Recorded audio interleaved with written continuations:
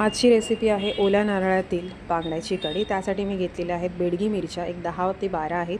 त्यांना पाण्यात 10 मिनिटं भिजवून घेतलेलं होतं। त्यासोबत अर्धी वाटी आहे नारळ, जे मी कापून घेतले, तुम्ही किसूनसुद्धा घेऊ शकता। त्याचबरोबर एक कांदा, एक टोमॅटो, थोड्याशा लसणीच्या पाकळ्या आणि यांना छानपैकी धणेसुद्धा आहेत आणि ह्यांना छानपैकी मिक्सरमध्ये बारीक वाटून घ्यायचं आहे। फोडणीसाठी मी इथे घेतलेलं आहे कढईमध्ये तेल, त्यामध्ये मी घातलेला आहे कढीपत्ता। कढीपत्त्याची 10 ते 12 पानं आहेत। मालवणी मसाला ॲड केलेला आहे, त्याचबरोबर मी हळद घातलेली आहे। त्यानंतर आपण जो वाटून घेतलेला मसाला आहे तो टाकायचा आहे आणि छानपैकी एक 5 मिनिटं हा मसाला मीडियम फ्लेमवरती परतून घ्यायचा आहे। बघू शकता इथे छानपैकी मी परतून घेतलेला आहे मसाला।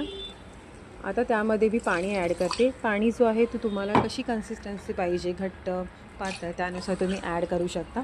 मी साधारण इथे 4 ग्लास पाणी घातलेलं होतं। त्यानंतर तुम्हाला ॲड करायचं आहे ह्याच्यामध्ये कोकम घातले की तुम्हाला ॲड करायचं आहे चवीनुसार मीठ। त्यानंतर मी इथे बांगडे ॲड केलेले आहेत आणि जवळजवळ एक 10 ते 12 मिनटं ही जी आमटी आहे ती मी उकळून दिलेली आहे। टोटल या रेसिपीला 15 मिनटं लागतात। छानपैकी ही ग्रेव्ही लागते चवीला। तुम्ही कोणत्याही मच्छीच्या कढीसाठी हा मसाला करू शकता। एकदम झटपट आहे, काही तामझाम करायची गरज नाही आहे। Thanks for watching.